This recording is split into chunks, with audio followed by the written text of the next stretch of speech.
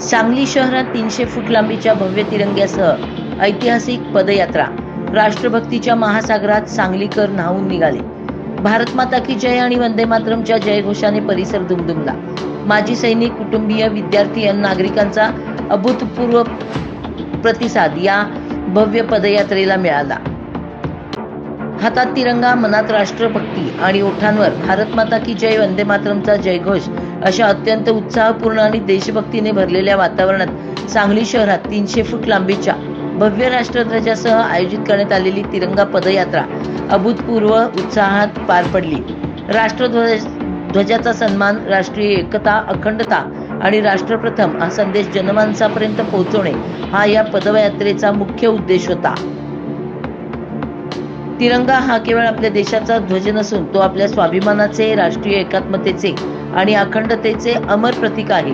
देशाच्या प्रगतीसाठी समाजात एकजूट असणे गरजेचे असून राष्ट्रहिताला आपण सर्वांनी सर्वोच्च प्राधान्य दिले पाहिजे, असे मत यावेळी आमदार सुधीरदादा गाडगीळ यांनी व्यक्त केले.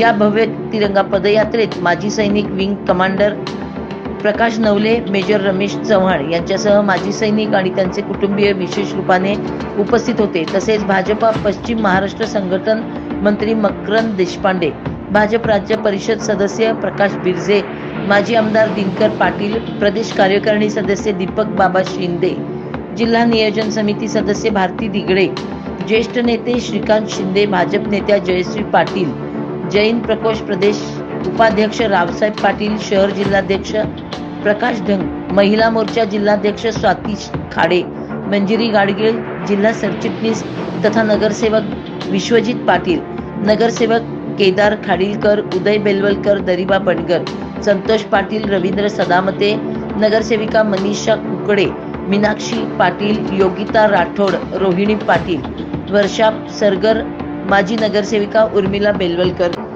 माजी नगरसेवक राजेंद्र कुंभार, मंडलाध्यक्ष रवींद्र वादवणे, राहुल नवलाई, संतोष सरगर, अमित देसाई, कृष्णा राठोड यांच्यासह सर्व नगरसेवक, दमाणी हायस्कूलचे विद्यार्थी आणि सांगलीकर नागरिक मोठ्या संख्येने उपस्थित होते. सांगली प्रहार न्यूज करिता मुख्य संपादिका नीता पाटील.